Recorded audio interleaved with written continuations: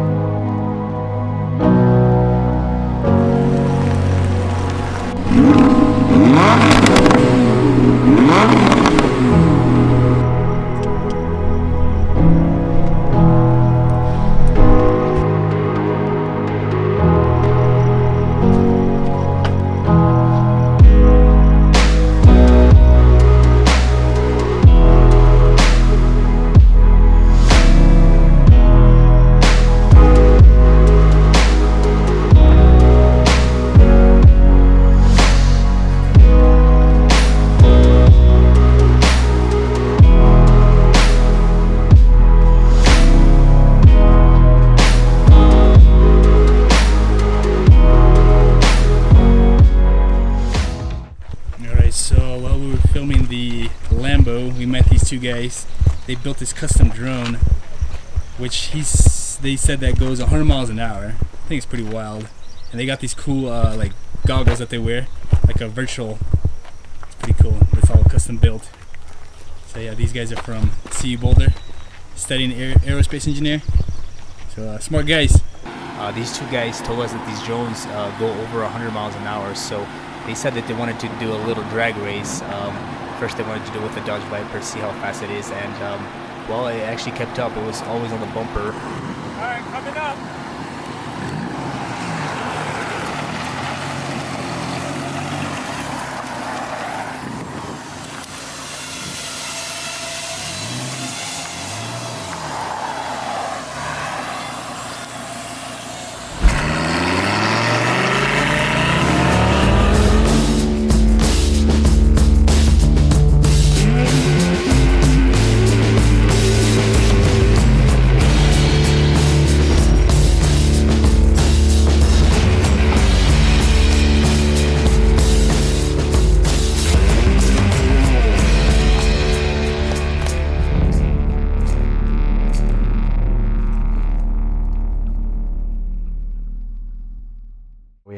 have 6 cars currently in the fleet. 2019 Lamborghini Huracan convertible, Ferrari 458 Italia Spider, McLaren MP412C, an SRT Viper, Maserati Gran Turismo, Porsche 911 Carrera 4S, and Aston Martin V8 Vantage. And always looking to add some different cars, so I'd love to hear from you guys on what would be a good car to add. Yeah, I know for me and Eric, the story's kind of similar. Our wives had actually got us a drive. It was actually a friend of mine's company, and just kind of got hooked on it. Always been into cars, and so we were partnering up with him for a while. And like I said, he's a friend of mine, but decided to transition out of that business. So we decided to branch off and rebrand and start our own. And that kind of started 6-7 years ago when we got into it. So we've been doing it a long time, just kind of new location, new brand, new name, new cars, out on our own. So this location's relatively new. Been open about probably a month now officially. So ideally, you kind of want to rent it a little bit in advance. Give us a call so we can get you on the calendar and booked. Like I said, you know, your slots kind of fill up fast, so the farther in advance you can give us notice, the better. The process basically is, it depends which car you want and how long you want to have it and how far you want to go. Obviously, every car is priced a little bit different, from, you know, $1,000 down to $100 and everything in between. And ideally, the most important piece is we're going to utilize the renter's insurance. So we'll verify that they have full coverage on the vehicle and what their policy limits are. And usually we ask for minimum 100,000, 300,000 coverage. So the newest ones, we're talking about upgrading the V8 Vantage to a Vanquish. A lot newer, a lot more comfortable, a lot quicker, and just overall a better car. And we're always throwing around different ideas. You know, what would be fun? What would people want to drive? You know, there's things like BMW i8s at Ferrari California, you know, even going big, like getting a Lamborghini Aventador, Mercedes AMG GTS. You know, again, just trying to have a really broad, stable, or fleet of cars. So, right, there's a little bit of everything. There's convertibles, there's fast cars, there's more grand tour cars. Yeah, really also considering Bentleys, Rolls Royces, Maybachs, kind of that luxury piece to, you know, cater to kind of weddings and proms and things of that nature. Yeah, so cars that may seat more than 2. You know, we had a call the other day where a lady actually asked she wanted something that held 6 people. Seat 6. So we don't have any minivans. Yeah. Cool. Yeah, you can shut it off. All right. You want me to back it up a couple feet in Oh, case sure. anybody Gotcha. needs to get through here? Cool. So can you show us the trunk on this Lambo Sure. and how much you can fit in there?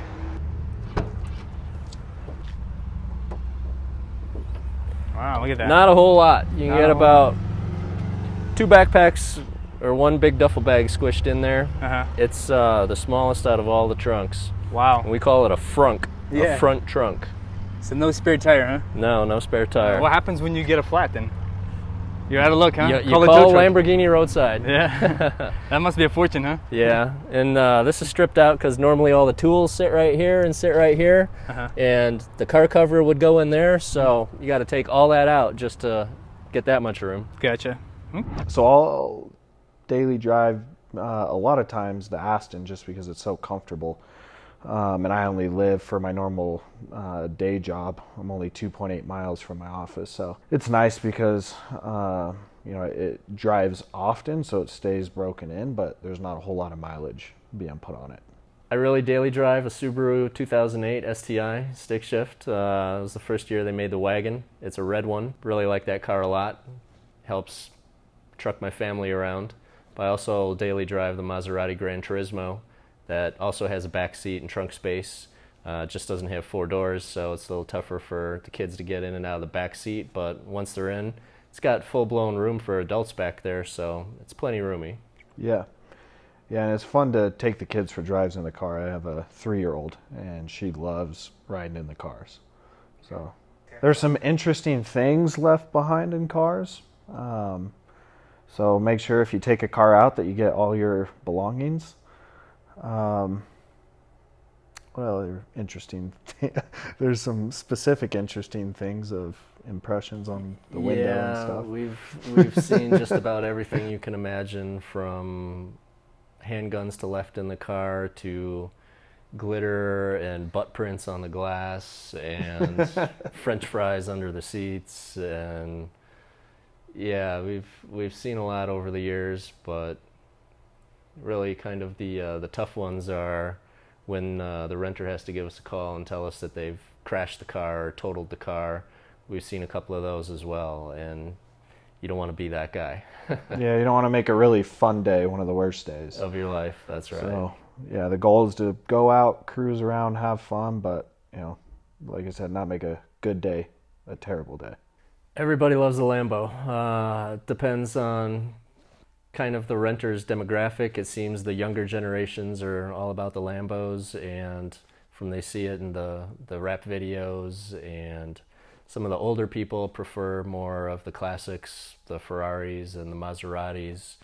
It all depends. That the Porsche enthusiasts only want a Porsche. They don't care about anything else. It depends. Yeah, it's all over the board, and it's not just men. It's men and women. I think the Viper's been rented by a few different women because it was their car that they wanted to rent. A lot of different ages, anyone from 25 to 70. Yeah, everybody with a birthday or anniversary or special occasion or event that wants to go to dinner and a movie, from athletes to people, just trying to get by. Everybody has something like this on their bucket list that we can help fulfill that. We have this discussion a lot. We talk about this a lot. I like to break it into 3 categories. Your most iconic car, so the one that was the poster on your wall, then the car that you would pick just to be the best performing, or the one that you'd most like to drive from a performance standpoint. And then the third one would be a daily driver. For the longest time, I really liked the Bugatti EB110. Somebody's probably going to have to Google and look that up because it's not very well known. Most people know the newest Bugattis, the Veyron and the Chiron. The EB110 was kind of prime right there with the McLaren F1 back in the day. Yeah, I had the top speed record for a little bit. Probably. Actually, yeah.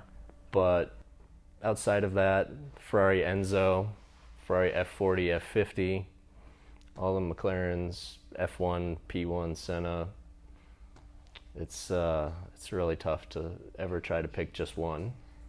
Yeah, I think my 3 would be an Enzo, a Koenigsegg for more of the driver-oriented car. Not sure exactly which one. I've never driven one, so. Yeah, I get into the Koenigsegg's and the Paganis. That's a little bit different. It changes the story a little bit because, Pagani Zonda. I like to have a Zonda. Yeah. Stick shift version. That would be awesome. I think kind of a realistic car for me. So not like a Koenigsegg would be the new Aston Martin DBS Superleggera. I think that's one of the most beautiful looking cars. I want to try I'm going to try to get the pronunciation right, the Rimac. It's Croatian.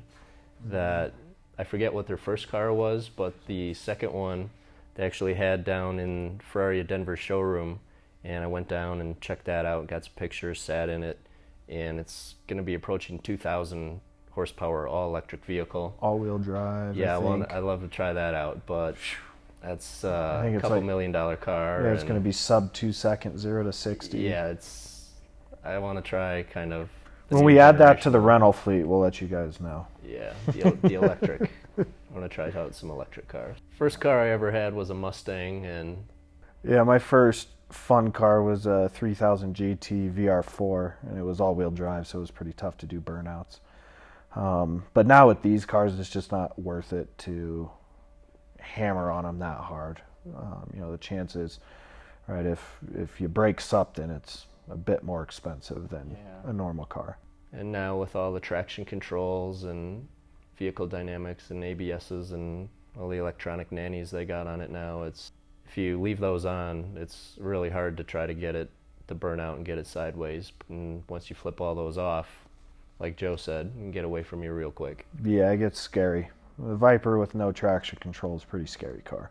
A Corvette a couple years back, I think it was Honda or Acura decided to take the Corvette and test it when they were building the new NSX, and they brought it back kind of with bulb tires, and we made them buy a new set of tires for us. But I've heard stories from other rental shops where they would actually come back with different tires on the car. So they would rent the car, take it home, take their old tires off, swap them out with the rental car tires and bring it back to you, hoping that you wouldn't notice. So we see you, we notice. Check us out on our website, be included in the video, and all of our Instagram and Facebook handles will all be there as well. If you guys are, in town, whether you live here or you're just visiting from really anywhere, we've had people come from all over the place. Stop by and say hi. Bring the kids by. You can take some pictures. They tend to enjoy that. And if you come in and you mention burning rubber from this video, we'll give you a discount on the rental. Thanks, guys. Thanks, man. See you later. All right, let's see the engine now. All right. It's the most expensive part of the car. Is that true that bumper costs, what, $20,000, the front bumper? Yeah, that's kind of average for cars of this nature. Really? Right.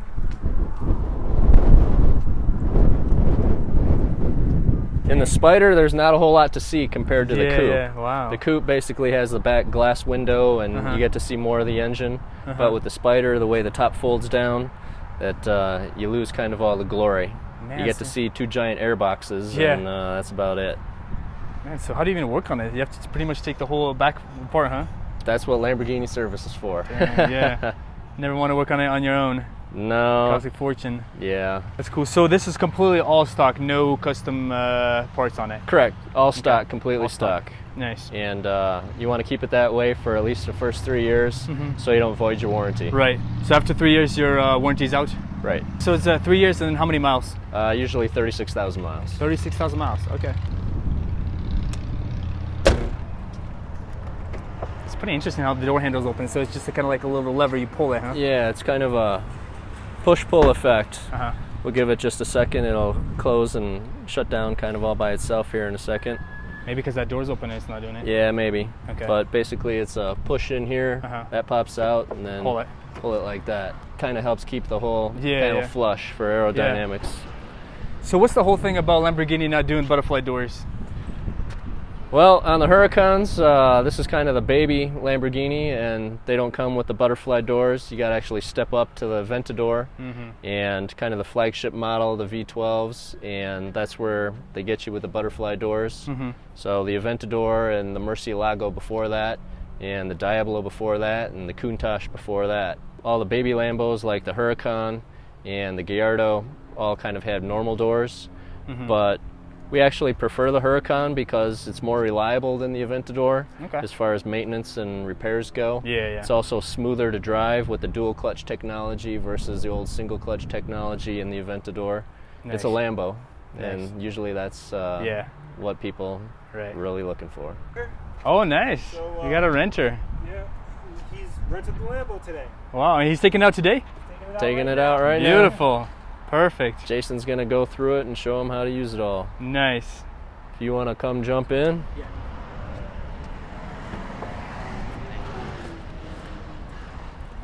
But lots of other weird trick features on this car. The turn signals are very unusual. They're on the left of the steering wheel. That they're like a motorcycle with just a thumb switch compared to a normal stock. And we thought Ferraris were weird with 2 thumb switches. Lamborghini took it to a whole nother level. But even the start-stop button kind of has a flip thing over it, makes you feel like you're in a fighter jet. I think that's kind of the whole design and what they were going for in this car. Makes you feel like you're flying an F-16 or something. Are you guys planning on tinting the windows on it, or just leave it the way? We've been thinking about it. Obviously for the heat and the sun, it definitely helps. But a lot of people that rent these kind of cars like to be seen. So you tint the windows, nobody can see in and see what movie star or who the special driver is. So we've gone back and forth with it. Nice. Yeah, because I noticed most of your guys' cars are tinted except for this one. Yeah. I like the tint. Yeah, the tint Helps definitely keep it cool, makes it look. I mean, if you want a little people to bit see, just open sleeker. the roof. Yeah. That's cool. Top down, windows down. Nobody knows you have tint anyway. Right. So how long does the whole process take to explain the whole, I guess, procedure before the client can drive out? Probably plan on about 20 minutes. We'll do a full walk around with the car, explain the fact that it obviously sits a couple inches off the ground. Mm-hmm. We tell our monster truck drivers that know they're in their parking spot when their front tires hit the curb. Lets them know that that's where they park. Obviously, if you do that in a car like this, you won't have a front end left on it. Exactly. So we go over things like that, and speed bumps and driveways. You want to hit at an angle of 45 degrees. Helps kind of get that front wheel and nose up off the ground a little bit easier than straight on kind of bottoming it out. Saves the whole front bumper as well. And then we go over the inside. We show them how to use the gas cap. All the cars are different. Some have a button inside. Some are just a push thing. We actually had a renter come back the other day who didn't realize there was a button, and he was trying to push on the gas cap so hard he actually kind of crushed it in. So we had to use a tool and pry it back open. So we try to go over everything on the car for those kind of reasons. And sometimes, in this car, for instance, the power windows are two weird switches in the middle that you'd never find unless you knew where to look for them. Right. And these calipers are huge. They are monsters. And this kind of has the kind of flower caliper, if you will, the kind of cut out and drilled out. Beautiful. Versus just the normal round. It's got the weird edges to it that make it really cool too.